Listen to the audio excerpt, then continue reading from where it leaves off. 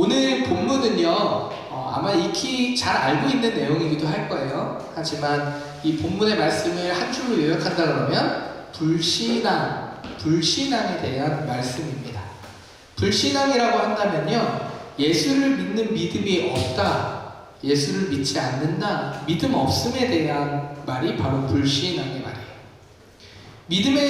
믿음이 없는 삶이 어떠한지에 대해서 오늘 본문은 아주 잘 설명하고 있다는 것이죠. 우리는 오늘 말씀을 나눌 때에요, 두 가지 질문을 통해서 불신앙이 아닌 믿음의 삶이 어떠한 건지에 대해서 같이 나눠보려고 해요. 두 가지 질문은 이러합니다. 첫 번째 질문은요, 나사렛 고향의 사람들은 왜 예수님을 배척하였는가? 이거에 대한 질문이 첫 번째 질문이에요. 두 번째 질문은요, 예수님께서는 왜 권능을 행하실 수 없었는가? 이것이 두 번째 질문입니다. 아마도 이 두 질문은요, 말씀을 여러 번 묵상하다 보면 한 번쯤은 고민해 볼 수 있는 질문들이죠. 왜 예수님을 배척하였고 왜 예수님은 권능을 행하실 수 없었는가? 이 두 가지가 오늘 우리가 말씀을 같이 나눠보려고 합니다. 예수님, 우리 바로 전 말씀이었어요. 예수님께서는요, 회당장 야이로의 딸과 혈루증 여인을 고치셨어요. 그리고 또다시 이동하셨습니다. 오늘 예수님이 가신 곳은 본인의 고향인 나사렛으로 다시 이제 복음을 전하러 제자들과 함께 이동하셨다는 거예요. 이동하신 이유와 목적은 당연한 거겠죠? 하나님 나라를 선포하고 복음을 전하는 것이 이 예수님과 제자들의 여정이었습니다.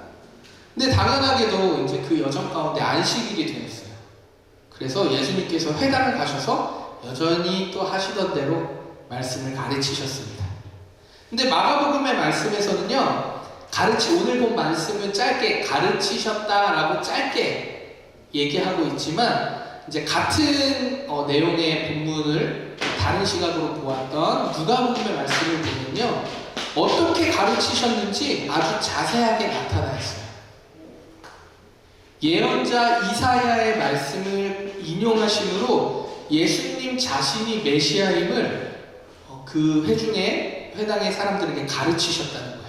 오늘 마가복음에는 가르치셨다밖에 없지만, 이 예수님의 가르침을 받은 고향 사람들, 이제 이 회당에 모였던 사람들은요, 큰 반응을 보였어요. 두 가지 반응을 보였습니다. 첫 번째 반응은요, 무엇이었죠? 매우 놀랐어요. 이들이 놀라서 말해 이르되, 이렇게 얘기하죠. 첫 번째 반응은 예수님의 가르치심에 놀랐다는 거예요. 예수님의 지혜와 예수님의 권능에 반응하는 것이에요. 여기서 권능은요, 치유를 말합니다. 고향 사람들은요, 예수님의 가르침에도 놀랐고요, 그동안 예수님이 행했던 그 치유의 능력에도 놀랐다는 거예요. 고향 사람들이. 와, 도대체 어디서 이걸 얻었지? 예수가? 이렇게 놀랐다는 겁니다. 이게 첫 번째 반응이었어요. 두 번째 반응은 뭐였냐면, 예수님을 배척하는 것이 이들의 두 번째 반응이었습니다. 예수님을 밀어내고 예수님을 거부했다는 거예요. 배척이 밀어내고 거부했다는 뜻입니다. 이 거부는요, 마음만으로 나 저 예수 싫어, 이렇게 마음만으로 거부한 것이 아니었어요. 오늘 이 장면을 조금 더 자세하게 설명하고 있는 누가복음 4장 29절에 보면요, 이 배척했다라는 것을 어떻게 표현하고 있냐면요, 예수님을 동네 밖으로 쫓아내요, 고향 사람들이. 근데 이 동네가 산 꼭대기쯤에 있었거든요. 그러니까 산 벼랑까지 끌고 가서 밀쳐서 떨어뜨리려고 했어요. 이게 고향 사람들의 배척한 태도와 마음과 그런 모습들이었어요. 마가복음에서는 배척했다라고 얘기하지만 실제로는 동네 밖으로 쫓아내고 낭떠러지에다가 벼랑에다가 밀려고 했다는 거예요. 얼마나 무섭습니까? 이렇게 배척하는 모습을 보면요, 꼭 우리가 그동안 봤던 누군가와 닮았죠? 누구랑 닮았어요? 바로 서기관들. 예수님을 죽이고자 모의했던 그 서기관들, 이들을 떠올리게 합니다. 결국 고향 사람들이 예수님을 배척했다는 것은요, 예수님이 메시아임을 믿지 않았던 서기관들, 그리고 그런 유대인들과 같은 불신앙의 모습을 가지고 있다는 얘기입니다. 근데 우리가 생각해보면요, 고향 사람들의 반응이 사실 좀 쉽게 딱 납득이 되지는 않아요. 왜냐면요, 말씀의 가르침과 치유의 권능에 매우 놀랐잖아요. 매우 놀랐음에도 불구하고 배척했다는 것이 너무 이상해요. 보통 누군가의 지혜와 기적과 같은 일을 경험하게 되면요, 믿어야 하는 것이 당연한 것 같잖아요, 우리가 생각해도. 근데 이들은 도리어 예수님을 배척했다는 거예요. 이 반응이 좀 이상해요. 예수님의 지혜와 권능이 그들에게 놀라움으로 와우! 할 수는 있지만 믿음으로까지는 연결되지 않았다는 것입니다. 가볍게 생각하면요, 고향 사람들의 반응이 이해가 되기도 해요. 왜냐하면 우리의 삶을 돌아보면요, 한편으로 좀 이해가 되기도 해요. 우리도 역시 기도하고 간구할 때가 있잖아요. 그쵸? 근데 이 간구가 이루어지지 않아도, 우리의 뜻이, 우리의 기도가 이루어지지 않아도 분명히 하나님의 뜻은 이루어 가신다라는 지적인 동의는 돼요. 하지만 우리의 간구가 뜻대로 안 되었을 때 우리의 마음은 어때요? 실망스럽죠. 불편합니다. 사실. 간구에 따라, 간구의 어떠한 기도의 내용에 따라 다르겠지만 간절할수록 하나님에 대한 원망이 나올 때도 있다는 거죠.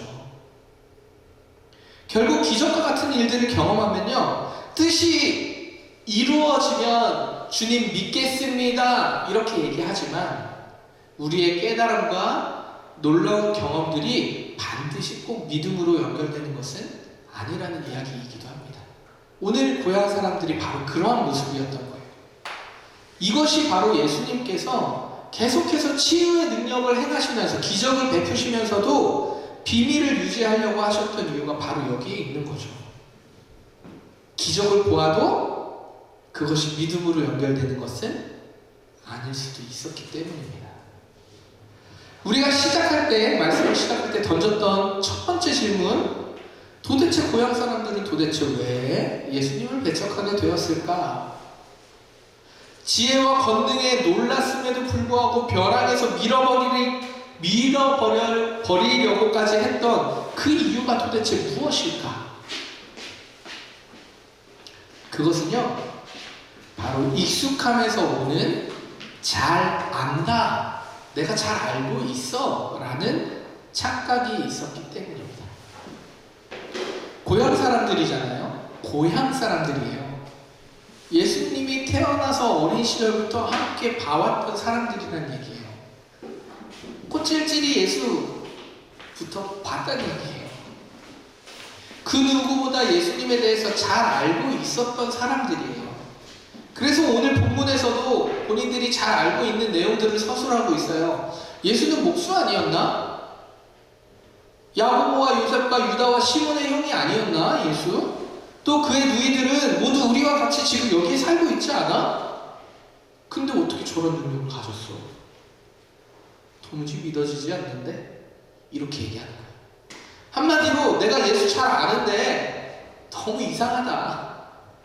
잠시 떠났다가 고향으로 돌아왔다고 이렇게 놀라운 사람이 된다는 게 난 잘 믿어지지 않아. 이 얘기입니다. 결국 그들이 가지고 있던 익숙함에서 오는 교만함, 잘 안다라고 생각했던 그 교만함이 예수를 믿지 않는 불신앙으로 이어졌다는 것입니다. 예수님을 그 누구보다 잘 안다고 착각했던 거예요. 예수님의 엄마 마리아, 내가 잘 안다는 거예요. 함께한 시간도 많았어요. 예수님과 예수님이 목수니까 요셉에게 목수의 일들을 배웠을 거 아니에요. 그런 것들을 옆에서 같이 보면서 같이 경험을 했을 거라는 얘기예요. 그러니 얼마나 추억도 많았겠어요. 나 예수 잘 알아, 이 얘기입니다. 그래서 예수님의 말씀에 너무 놀랐어요. 어떤 저런 지혜가, 저런 말씀의 해석이 통찰이 있지? 하지만 그렇지만 내가 너 예수를 믿기는 잘 모르겠어요. 제가 좀 약하게 표현한 거죠. 한 행동으로 보면 모르겠어가 아니죠. 너가 무슨 메시아야, 가, 나 너 안 믿어, 이런 태도였지만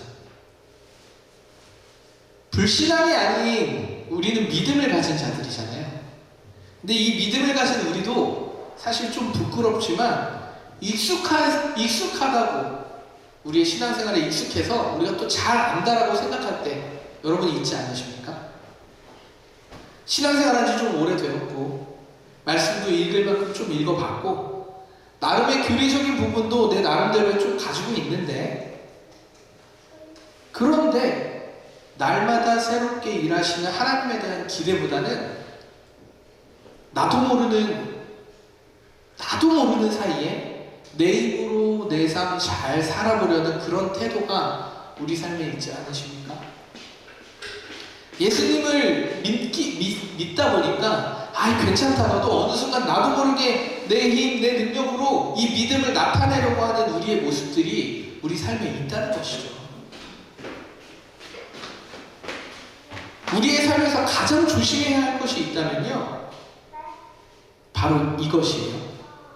익숙함에서 오는 굳어진 사고와 경험일지도 모르겠습니다. 이것은요, 우리의 삶에 정말 우리가 알게 모르게 전반적인 부분에 아주 깊게 자리 잡고 있어요. 왜냐하면 우리는 그런 문화에서 살았기 때문에 문화라는 이름으로 우리가 알지 못해도 습관과 형식으로 우리의 삶에 깊게 자리 잡아 있다는 거예요. 내가 잘 안다. 배우면, 잘 알면, 경험하면 조금 더 내가 나은 사람이 될 거야. 맞아요. 나은 사람이 될 수 있어요. 하지만 하나님의 기대함을 넘어서지 못하죠. 사람 관계에서도요, 마찬가지입니다. 몇 번의 상처를 겪고 몇 번의 아픔을 겪고 나면 약간 사람을 만나는 게 좀 믿고 관계를 한다는 게 불편하잖아요. 특히 아마 여기 다 30대고 우리 시온이만 10대지만 30대가 넘어가면 이제 이렇게 좀 가깝게 지내는 거, 막 친밀하게 지내는 거 약간 불편하잖아요. 뭔가 내 삶을 내어주고 그 삶의 삶에 들어가고 이거 약간 이렇게 거리를 두게 되잖아요. 근데 사람 관계에서도 마찬가지예요. 몇 번의 상처를 겪게 되면요, 저 사람 안 변해. 반드시 저 사람 그럴 거야 라고 시작되는 마음이 우리 안에 있어요. 익숙한 거죠. 실제로 잘 안 변하기도 하고요. 하나님께서 하실 일을 우리의 생각으로, 우리의 마음으로 배척하고요, 교만함으로 채우는 겁니다. 하나님이 일하실 것들에 기대가 없어요.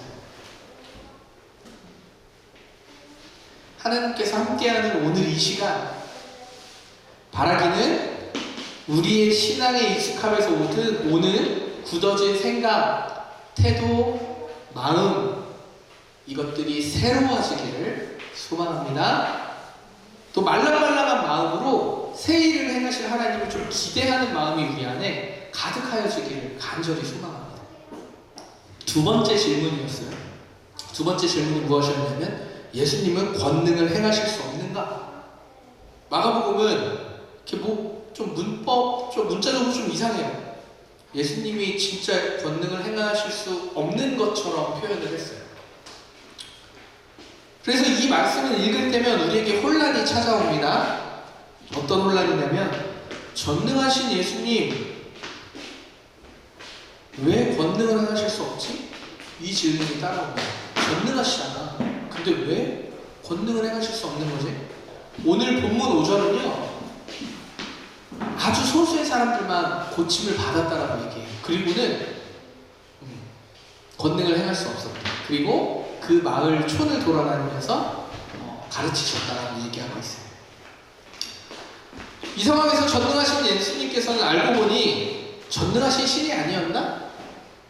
이런 혼란이 있어요. 전능하신 메시아 예수님께서는 고향에서는 힘을 쓸 수 없나? 이런 질문과 함께 우리에게 혼란을 가져다 준다는 것이죠. 결론부터 말씀을 드리면요, 예수님의 치유의 능력, 권능은요, 사람의 믿음과 서로 상호작용 속에서 일어난다는 것을 우리는 알아야 해요. 이게 하나님의 일하심의 방식이에요. 사람들이 믿지 않으면요, 예수님께서도 능력을 발휘하실 수가 없어요. 모든 하나님의 원리가 이렇게 갑니다. 나를 따르라 라고 하셨어요. 따라오는 자들에게는 예수님과 함께하는 은혜를 누리지만 따라오지 않는 자들에게는 예수님과 함께하는 은혜를 누릴 수 없어요. 마찬가지예요. 내가 내가 나를 믿느냐? 네, 믿습니다. 고침받기 원하느냐? 네, 고침받기 원합니다. 그럼 내가 나았다 이거죠. 나 고쳐주세요. 손만 얹으면 나을 거예요. 이렇게 해서 그냥 고침받는 게 아니라는 거예요. 지난주 우리가 혈루병 여인의 내용도 마찬가지죠. 같은 맥락입니다. 딸아, 고침을 받은 그 혈루병 여인에게 얘기하죠. 딸아, 내 믿음이 너를 구원하였다라고 얘기해요. 옷깃에 스쳤기 때문에 구원받은 게 아니에요. 만약에 성경은 그렇게 기록되어 있지만 혈루병 여인이 생각으로 옷깃이 아니라 예수님이 나를 한 번만 바라만 보아서 라고 얘기했으면 혈루병 여인이 나았을 수 있어요. 사실 이후에 보면 백부장은 그런 믿음을 보이잖아요. 우리 자녀가 죽게 되었는데 뭐하러 오십니까? 우리 집까지. 고침받았다고 얘기만 해주셔도 자녀가 다 나을 것입니다. 이렇게 얘기하잖아요. 그런 믿음도 있다는 거죠. 그래서 그 백부장의 믿음을 엄청 칭찬하시잖아요. 오늘 그 얘기예요. 예수님이 권능을 행하실 수 없는 게 아니고 예수님은 하실 수 있지만 믿음의 상호작용이 있는데 믿지 않았기 때문에 권능을 행하지 않으신 겁니다. 수많은 사람들이 배척했기 때문에 권능을 행하실 필요가 없었던 거예요. 권능을 보인다 한들 그들이 믿지 않을 것을 아셨기 때문입니다. 우리가 이것을 통해서 알 수 있는 것은요, 하나님의 능력은요, 우리의 믿음을 요구한다는 거예요. 믿음 없이는 아무것도 할 수 없다라는 이 워딩, 우리 서로 오랜 시간 찬양으로도 고백했고 말씀으로도 또 우리 기도로도 많이 경험했잖아요. 믿음 없이는 아무것도 할 수 없다라는 이 고백, 바로 이런 뜻입니다. 우리가 말씀을 보고 기도의 삶을 열심히 하면서 살지라도 이 모든 것이요, 예수님을 통해서 우리에게 주어졌음을, 예수님의 그 십자가의 죽으심과 부활하심을 통해서 이루어졌다는 것을 우리가 믿음으로 받아들이지 않으면요, 아무 의미가 없다는 거예요. 그냥 이 땅에서 잠깐 반짝 기적 일으키고 끝난다는 거예요. 기적을 보았다고 한들. 예수님의 십자가를 한번 생각해 보세요. 마찬가지예요. 예수님이 능력이 없어서 십자가에서 못 내려오셨을까요?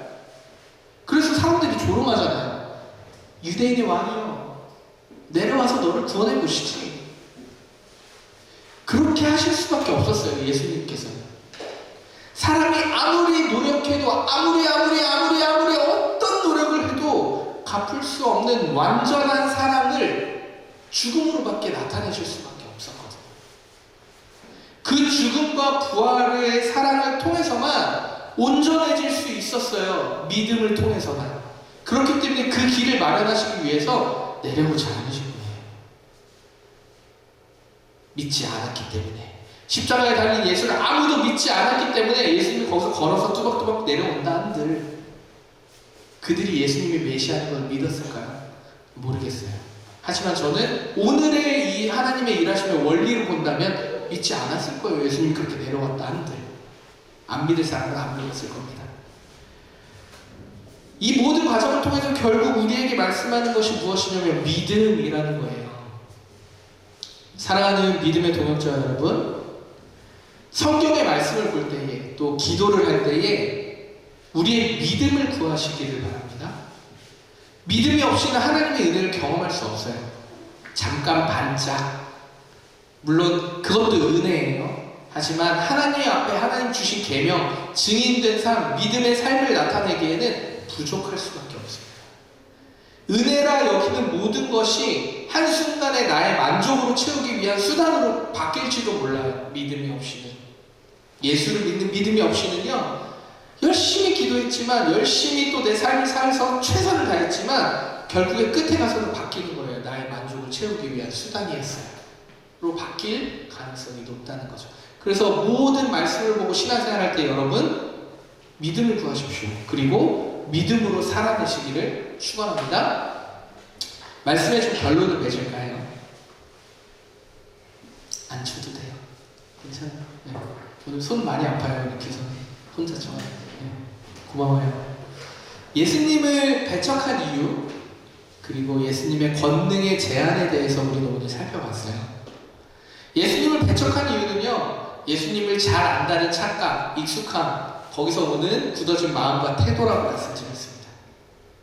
예수님의 권능 구원의 제안은 믿음을 전제로 한다는 것을 오늘 이 말씀을 통해서 우리는 알았습니다. 익숙함이 아닌 인생 사는 법, 책 몇 권, 성공 스토리 몇 개, 그거 듣고, 물론 이제는 요즘에는 그런 사람들 별로 없겠지만, 이런 우리가 가지고 있는 굳어진 착각들, 굳어진 마음들, 태도들이 아닌 하나님께서 나를 통해서, 우리를 통해서 새 일을 행하실 것이라는 믿음, 그리고 날마다 그 믿음을 가지고 도전하는 삶, 이 삶을 살아내시기를 축복합니다. 여러분, 마지막으로 질문 하나 던져볼게요. 믿음을 증거한다는 것이 무엇일까요? 우리가 믿었어요. 우리 다 믿는 사람이잖아요. 예수 믿는 사람이잖아요. 믿음을 어떻게 증거해요? 증인으로 어떻게 나타내요? 제가 주중에 한 형제를 만났어요. 한 형제를 만나서 또 나누는데 그 얘기를 했어요. 열매가 맺어지는 것만이 과연 그게 믿음의 증거일까? 하나님의 일하시니까 이런 얘기를 나눴거든요.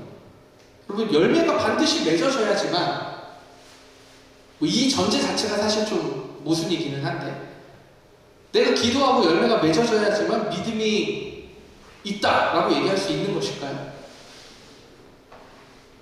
아니면 내가 예수를 믿습니다 이렇게 고백하고 열심히 살면, 교회 잘 다니고 신앙생활 잘하면 그것이 믿음을 증거하는 것일까요?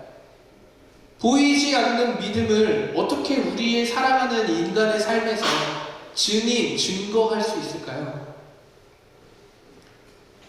우리가 지식적으로 동의되는 것들은요, 믿음은 반드시 우리의 삶을 통해 나타난다는 거예요. 동의하십니까? 믿음과 삶의 모습은요, 떼어놓을 수가 없어요. 왜냐면요, 여러분이 믿음이 없이는 여기 왜 와 있어요? 예배에. 믿음이 없이는 주중에 말씀 한 구절 어떻게 보려고 왜 애쓰십니까? 힘들고 난감할 때 왜 기도하고 기도 요청하십니까? 믿음이 없이는 할 수 없는 일들이에요. 그 모든 작은 것들 하나하나가 다 우리의 믿음의 증거들입니다. 그래서 믿음과 삶은요, 떼어놓을 수가 없어요. 믿음으로 구원을 받음으로 우리가 부활의 생명을 얻었지만 반드시 거기서 그치지 않고요, 믿음을 삶에서 실천하는 모습이 나타나야 해요. 어떠한 모양이거든. 믿음의 삶으로 나타난다는 것이 바로 이것입니다. 익숙함에서 벗어나고 싶은 그 마음, 이 마음을 돌이켜보는 것, 아주 작지만, 그리고 루틴한 삶에서 아주 작지만 믿음으로 도전해보는 것, 이것이 바로 믿음의 삶으로 나타난다는 뜻이에요. 그 시작점이 바로 요 포인트입니다.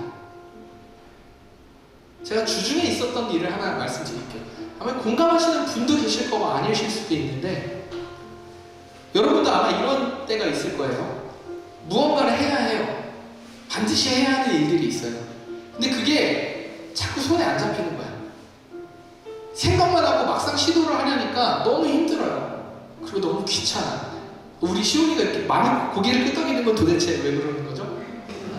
그러니까 그럴 수 있어요. 시온이도 그럴 수 있죠, 충분히. 그럼 그럴 때 있잖아요. 무언가 해야 해요, 분명히. 근데 시도하려니 너무 힘들고 귀찮아. 저에게는 그것이 무엇이냐면 바로 운동입니다. 반드시 해야 돼요. 몸이 고장의 신호를 계속 보내거든요.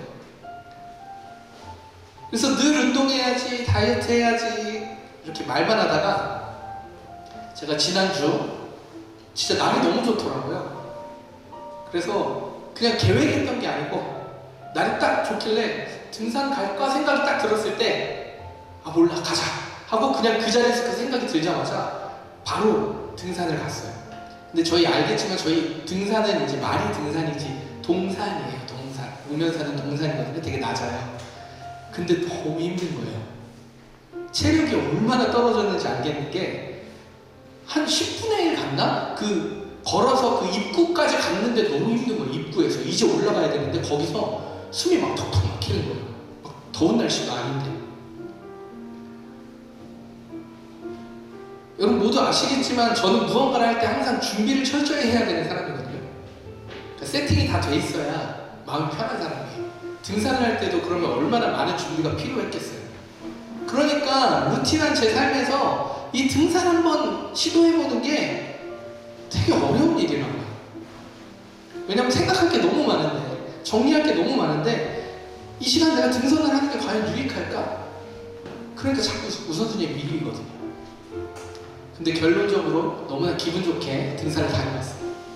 그런데 그것도 잠시. 샤워하고 딱 나왔는데 너무 허기지고 너무 힘든 거야. 나른하고 기분은 좋은데. 그래서 이거 내일 또 가려면 너무 힘들겠는데? 이 생각이 바로 들더라고요. 도전을 해보니 너무 좋은데 힘드니까 금세 포기하고 싶은 마음이 또 생긴 거예요. 너무 웃기지 않아요? 그래서 바쁘기도 했지만 이번 주는 그거 한 번도 못 갔어요. 물론 바빴다라는 얘기를 여러분들에게 좀 드리고, 네. 그런데 며칠 후에요, 왼쪽 발바닥이 아프기 시작하더라고요. 처음 아파봤어요. 이게 족저근막염이라고 해요. 이렇게 발바닥이 아픈 게 처음 경험해봤어요. 처음. 4월 말부터 좀 쌓인 피로에 이제 등산까지 겹쳐서 이제 왼쪽 다리가 무리가 온 것 같아요. 제가 오른쪽 칩밴드 수술해서 왼쪽이 이제 안 좋잖아요. 근데 그때 이제 제가 깨달았어요. 하나님께서 내 건강을 챙기라고 수도 없이 말씀하시는구나. 제가 힘들지만 만약에 등산을 하지 않았다면요, 이 족저근막이 왔겠어요? 진짜 내 건강 챙겨야 되는구나, 이런 심각성을 제가 알았겠어요? 몰랐을 거예요. 도전해보니까 지금 내가 무엇에 집중해야 되는지 알겠는 거예요. 건강을 신경 써야 될 때구나. 수많은 생각, 정리되지 않은 마음들, 여러 가지 복잡한 것들, 그것이 중요한 게 아니고 지금 내가 나의 건강을 신경 써야 되는구나 라는 것을 알게 된 거죠. 등산 하나의 시작이에요.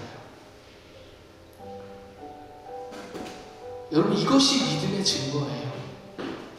내가 믿음으로 아주 작지만 행동을 삶에서 시도하고 도전해보고, 생각났을 때 도전해보고 멈춰서기를 반복하고 내가 잘 가고 있는지 생각해보고, 여러분 각자에게 필요한 지금 믿음의 도전들이 다 다를 거예요. 근데 제가 여태까지 그걸 하자라고 계속해서 개척한 이유로 얘기하지만 한 번도 무엇을 하고 계십니까? 라고 묻지 않았어요. 여러분, 시작하셔야 돼요.